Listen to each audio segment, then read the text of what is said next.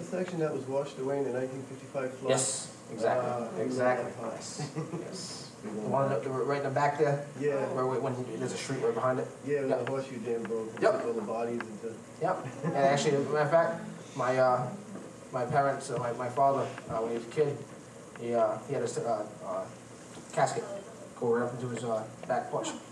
So I was like, that's cool. You can keep that.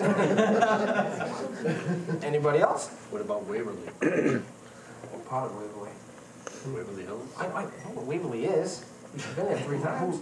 Yeah, once with me. I know. I would have to say the first and second floors. Oh, Big Black? Yeah. Oh, yeah. Now, who here has seen the Waverly Hills episode? Where it goes hunters? Obviously, you were there, Donna. You don't have to wait your hand. There's a being there called Big Black. And I don't know if you guys have ever seen The Grudge, where they say an emotion can, something happens traumatically, an emotion can survive and live. This is what I think Big Black is. It's this huge black mass that just runs around Waverly Hills with nothing better to do than just scare the hell out of people. And it doesn't have any contact with you, it just roams. So I went there for one of my trips back in March. And of course, being me, I was like, yeah, everybody go ahead and get into Waverly Hills, I'll catch up to you. And I realized after everybody left, I'm like, I gotta walk around Waverly Hills by myself in the dark. This is great. So everybody's doing their thing, and I forgot where everybody was. And I'm going up floor by floor. The first 3 floors, there's nobody there, and I'm like, where the hell did everybody go? I get onto the 2nd floor, and I come around the corner, and Big Black just comes right by me. It's this big black, like black like his jacket, like you can't see through it. So I'm like, okay, if I run, people are gonna make fun of me. They're gonna hear me coming. So I gotta be very, very careful what I do here. So I'm walking very, very fast down the hallway. I catch up with some people, and I have a walkie-talkie on me. And my friend Lucky sits there, and he tells me down in the first floor corridor where the kitchens were, that Big Black's down there. So I run down there, and even Tina Mattingly, the one that owns the place, said this has never happened before. I cornered Big Black. I got him into the hallway, and I had the whole crew of the people that were there sitting on one side, and I had Lucky sitting all the way down at the other end. And you see it come out of the kitchen and sit there in the hallway. I'd walk up to it and walk into it, and I'd disappear. And it was really weird. It was like the emotion that came off this thing. It was like, I couldn't explain it. It was like hate, anger, love, pain, everything all at once. And, you know, I know Lucky went into it. I don't know, did you get? I wasn't that crazy. Oh, yeah. But it was the first time that Big Black's ever been cornered in a spot to actually you can sit there and study it. And they have pictures like, I've seen the pictures of, and video of me walking into it, and I disappear. I totally disappear, and then you see your flashlight. Mm-hmm. Maglite. Yeah, with the Maglite. I had a Maglite on. You walk in there, and it's gone. There's no light, no nothing. It just totally swallows you up. And like, there was one point where there was a camera on one side, a camera on the other, and I got the video footage of simultaneously you see me walking into it, and I disappear, and you see me walk out of it on the other camera angle.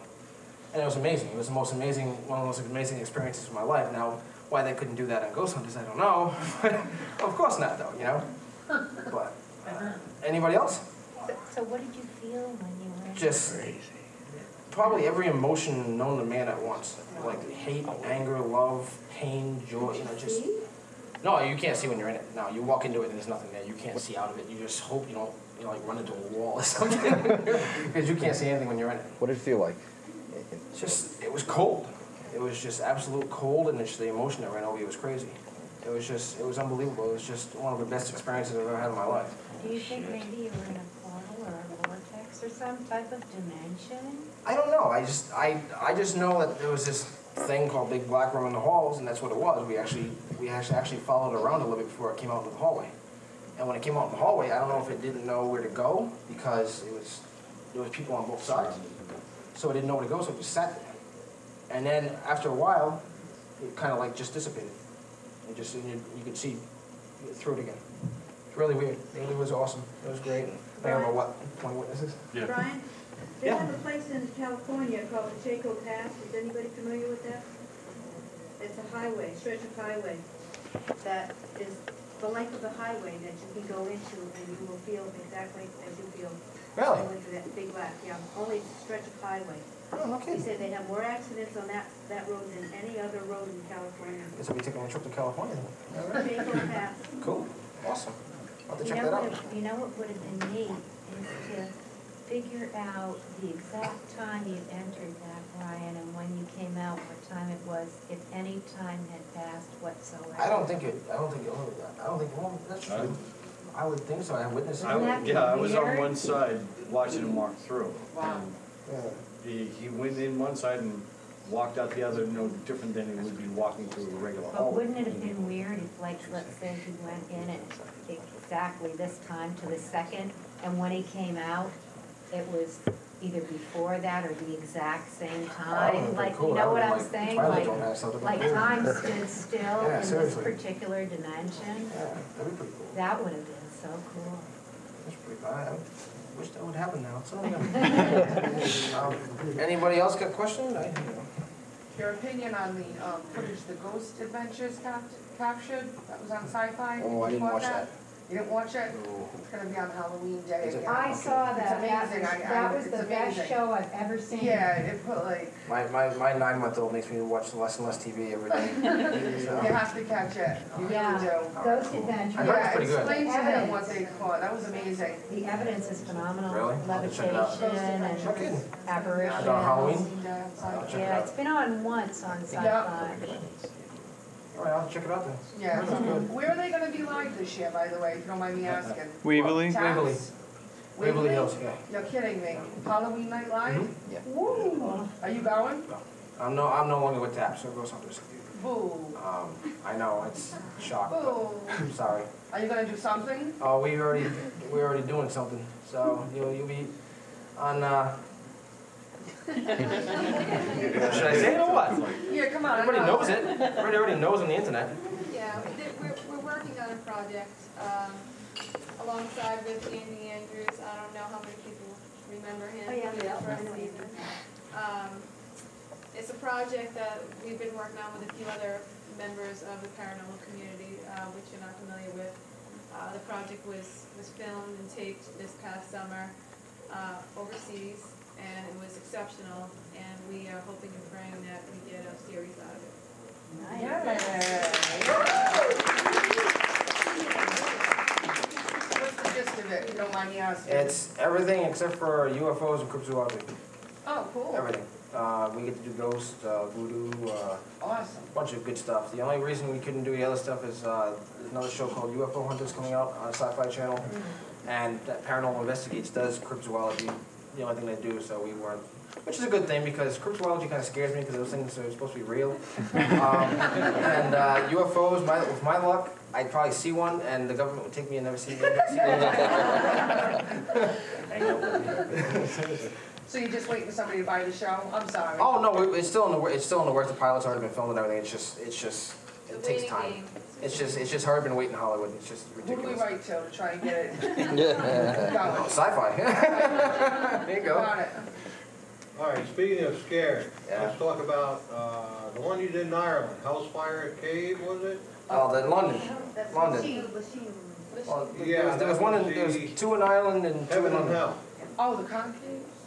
Yeah, that was Yeah, Hellfire Cave the Hellfire Caves. Yeah. in London. The dolls down in there. Oh yeah, yeah. Well, see, the dolls down there they scared me, but Barry was doing a pretty good job of scaring the crap out of me myself. Barry was scared himself. Oh yeah, like every didn't 2 touch minutes, the he'd be like, monkey. oh, something moved, and a monkey moved, and I'm like, dude, stop it! You're killing me. I'm like, I'm barely got the courage to go into this room myself, and you're like jumping around like a Mexican jumping bean, you know? It's like, stop it. But it was pretty cool. We caught some cool, like a lot of the times when we saw down in that sanctum, we couldn't videotape. It was just too dark. Right. You know, we could see like the shadows behind the mannequin move. We could see things like the mannequin would shift, and you couldn't catch it on camera. And we knew something was down there because we had, felt it. It was just incredible. Like, the energy levels were incredible down there. And and it's kind of weird in the Hellfire Cave because if you don't have a map, like it's all one road, but there's like offshoots and stuff And it's like, if you don't have a map, and it's like, especially it's pitch black down there, like you actually walking down there with your hands on the walls, and the walls are all made out of chalk. That whole mountain's made out of chalk. So you're, you know, I don't know how many times like we go up into the gift shop up there and then like to go chill out with the light. And like I'd have handprints on me from Barry grabbing me out of the, Barry get handprints on him because I'm, you know, trying to find my way. It's hilarious. But what we caught down in the sanctum was pretty cool on the DVR with that whole light. And you know, a lot of people say, oh, it's a flashlight. I'll tell you straight out, there's nobody down there. You know, I watched about half an hour past and half an hour before, and everybody that was, it was accounted for. You know, everybody was accounted for, so there's no way there was anybody down there. So it was fun though. I liked it. Were you disappointed at Left Castle that you didn't run into that creature that's down there? Well, we chased it for a while. There's a certain part that you don't really, you know, you gotta think we're in there for 8, 12 hours. You don't really see, you only see 45 minutes of fun. We chased it, me and Barry. We went all through the ruins, and you saw the shadow move when we go into a certain part. The only thing that was upsetting was that what I saw on my camera was me. You know, I saw this like big shadow on the wall. I'm like, oh, here it comes, rock and roll. I'm scared to hell. That was just me. But of course, everybody's like, oh, you're an idiot because you know you can't see your own shadow. I'm like, you try looking in pitch blackness at a 1 inch by 1 inch screen or 2 inch by 2 inch screen, and you depict that's your shadow. Come on, you know what I mean? It's impossible. Like seriously, it's like, you know, I get all these emails and stuff like, you know, that was you. You should have known that was you. I'm like, you know what? You go in that same experience, that same part when you have the same kind of emotions I was going through me. Like, there's no way you're gonna say, oh yeah, that was just me. All right, let's go. Like when Barry's good, and the barometric pressure dropping, Brian, it's coming. It's coming. I'm like, you shouldn't let me do my thing, man. Jesus. It's like Barry behind you going, dude, come on out of there. Come on. I'm serious. He's like, come on. All hell's gonna break. I'm like, I'm going. I'm putting the camera down. Can't you see? I'm like, leave me alone. Oh, but Barry's a great guy. You know, he actually came with us to do the project in overseas. And he's great. He's funny. He's a good person to learn from. And there's actually, I'll tell you a little story. It was funny. It was actually in the castle, and I don't know why they didn't use this because this is the funniest thing. I mean, I was on the floor for about a half hour. When Barry, like even with me, I talk. You don't understand me when I talk real fast. Barry, it sounds like Gaelic when he talks fast because you can't hear him. He's like, yeah, that's good, Barry. Go ahead. But one point, you remember at one point when Jason and Grant are upstairs and they get in the EVPs and they hear the footsteps and stuff. They're up at the blood chapel, and Barry goes running up to save him. Right? I don't know why. He's like a big S on his chest. Like, and me, Dustin, and Tango are all sitting in the dining room area. And on the second floor, so we're just trying to investigate there because there's a camera and they want to see if we can catch something. So he comes running in, and he has to tie his shoe for a second. So he ties his shoe, he leaves his flashlight on the table, and zooms out of there again. So we're like, and he didn't say a word to us. I don't know what the hell's going on. His camera guy's following him. I'm like, all right, good, bang it out. So we all look at each other like, whatever. So he comes back down to grab his flashlight, and he's like, oh yeah, Jason got upstairs, man, they catch all this stuff. And he's talking so fast that I'm the only one that can understand him. I'm like, oh, that's great, man. That's good. That's good. So Tango and Dustin both look at me. I'm like, what? He goes, Dustin goes, did you understand anything he said? I said, yeah. He goes, I just caught 2 words. The rest was marshmallows and cereal. I lost it. I mean, that was the funniest thing I've ever heard in my life. I was on the floor for like a half hour. And it was great. It was just, I wish they would use stuff like that on the show. It's just comedy and a half. Highway to Heaven and everything, those are beautiful, beautiful stories, but an actual angel is something that has never been human, not humanity as we know it. It's believed to be a very high race that, and I've actually had a couple of people take exception to this, believe it or not, that we are not the epitome of civilization. I believe we're very loved by God and we're made in His image, but we are not necessarily the first civilization, nor the greatest civilization that has ever lived in the heavens or on this earth. And I believe that the earth was populated by spirit beings before we came as physical beings, and this is what an angel is. They are immortal, they do not know death, they have an eternal existence, and the name angel actually means messenger. So that's the basic function of an angel, is a messenger. Basically, that's what an angelic spirit is. And of course, many of them are guardian spirits which watch over us. A watcher is believed to be an angelic being that was given the position to watch over the earth, had certain responsibilities designated by God, and to watch over humanity after the creation of human beings as well. An elemental is a spirit that could be linked with demonic.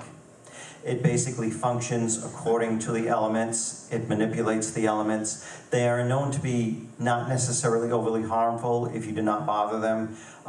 Basically, they're very territorial, and most of the time, if you don't bother them, they won't bother you. So I would show, in any situation, especially a potentially demonic situation, I would show respect, respect, respect, respect. And if you're in a situation where there may be an elemental involved, you have to respect its territory. Not necessarily give in to fear or let it rule the situation, but you do have to respect, you should respect its territory. Shadow entity, as I said, shadow entities seem to be on the rise. At least they're making their presence known more and more commonly. Shadow entities can be linked with demonic, as Brian mentioned out. They seem to want to be seen. They watch you, they will watch you, but they also make their presence known as well. I know Sandra had a situation like this many years ago. 3 types of shadow entity. Type A appear as a small, dark, misty cloud and are almost always under 2 feet in length, but can hover or float up to 8 feet high. Type B, they appear as a huge glob of thick, cloudy mass. They typically range from 2 to 8 feet in height. Type C, appear in human form, and some may be seen wearing a hat. They typically appear to be 8 feet, around 8 feet in height.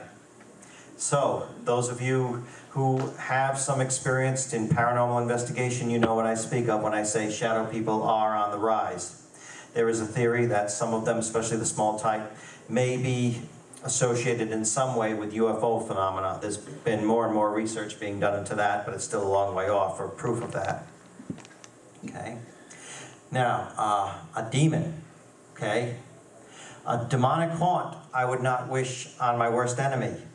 It is very, very rare that you will encounter something of this magnitude, but since many of you are involved in the realm of paranormal investigation, there is, of course, that possibility that you will run into something like this. When there is a haunting situation, there is usually a portal of some sort involved, meaning there's an opening, so to speak, which we don't totally understand, but there's an opening in the dimensional rift, in the fabric, there's a rift in that dimension, and spirits are crossing in and out of it into our dimension. They have to function like that.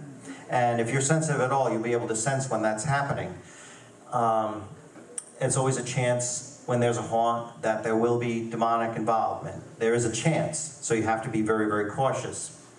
And demon is a spirit that is very hostile, bestial, but make no mistake, it has the wisdom of the ages. You'll never outguess it.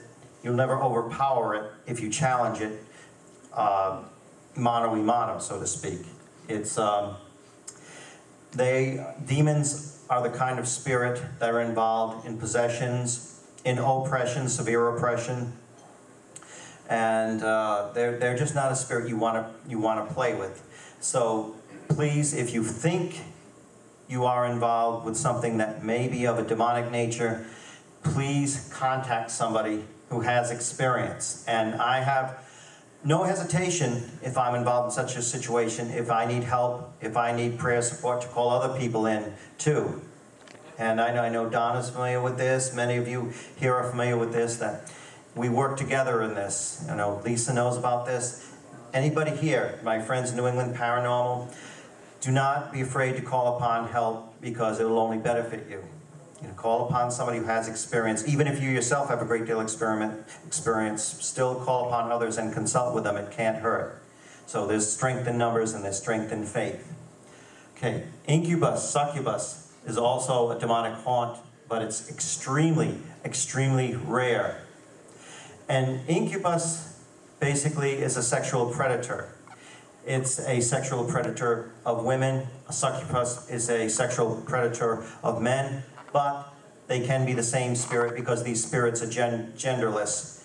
like angelics, they are genderless, but they sometimes choose to take on a gender, so they can be interchangeable. I have a friend and colleague who's made quite a study, a lifelong study of angels and demons, and he says one principal difference between angels and demons is that angels are of neither sex, and demons possess both. Demons are of both sexes. This is true. Perhaps if they choose to be. Yes, if they choose to be.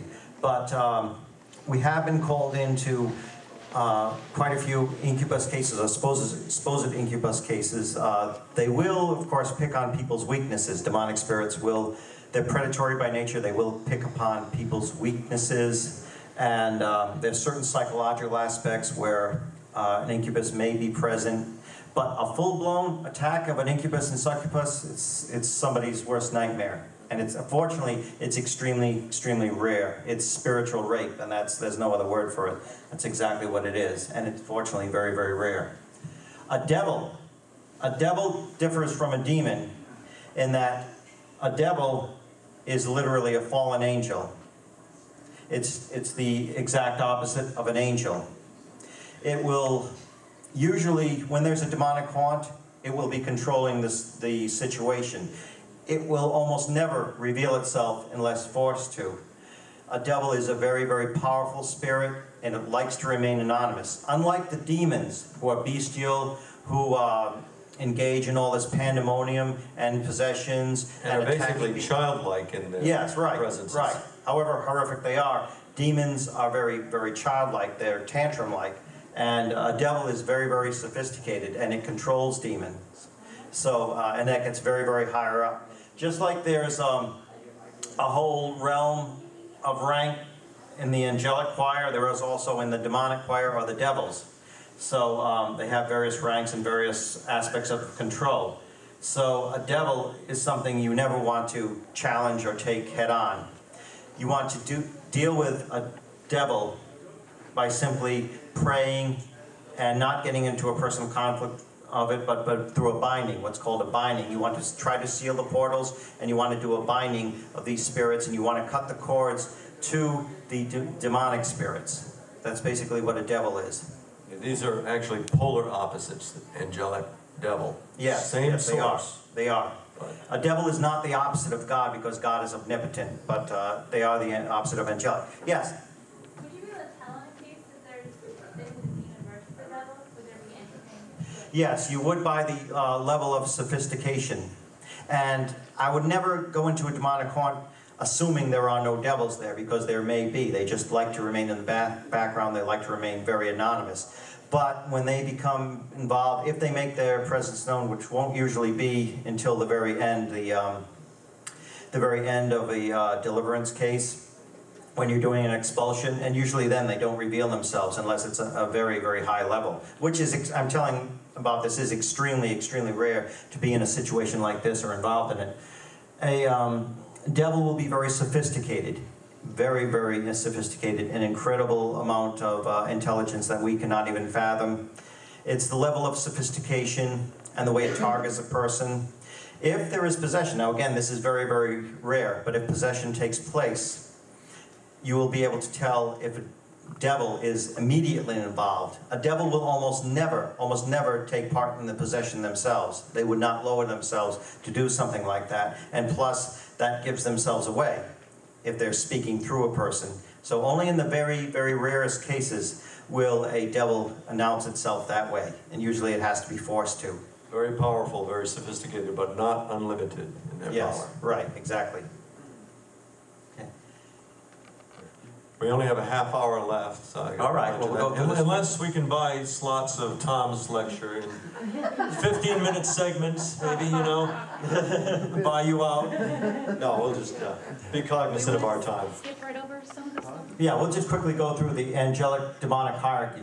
This is the angelic hierarchy, what we know of and what's been defined, and of course there's the opposite in the angelic. Seraphim, cherubim, thrones, dominions, principalities, dominations, principalities, powers, virtues, archangels, angels.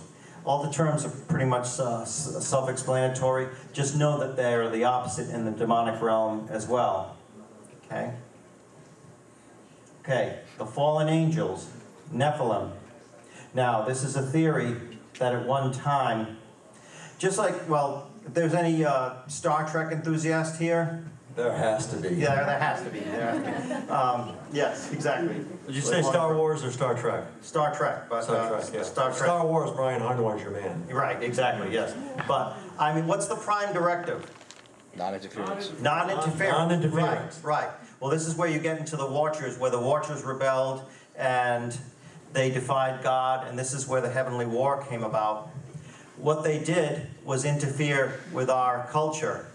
They contaminated us. Now, this is the theory, that these angelic beings contaminated us, and they interfered with our genetics. They even went so far as to interfere with our genetics. They created enhanced races of human beings, which were not human as we know it. And these eventually developed into monstrosities, hence the reason for the Great Deluge, the Great Flood, where most of humanity, a great deal of the population, was destroyed in this Great Flood, and most of life on Earth. That's where you get the Nephilim. Nephilim means the fallen ones, or to fall. It refers to the angels, and it also refers to the biological corruption, if you will, that they were responsible for. Curiously and significantly, many cultures have, in their mythology, in their bank of mythology, they have the flood story, you know, spread across the different continents and even hemispheres. They have the flood story, and they have stories of angelic beings mating with human beings. Yes, yes, somehow corrupting our genetics, our bloodline. Asian, South American. Right, you get the stories of the Titans. Asian American have that too. Native American do. And Native American. Yes, Native American as well. Yes. As well. And these diverse cultures all over the world, so many have this in their ancient history, their mythology, the story of the Titans, and stories of people who were half God and half human.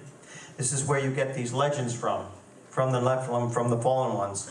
And this also corrupted the spiritual race as well. There was a corruption there as well. And that's where you get these demonic situations from. It's very much a mystery. We know very little about it. But that is the theory behind it.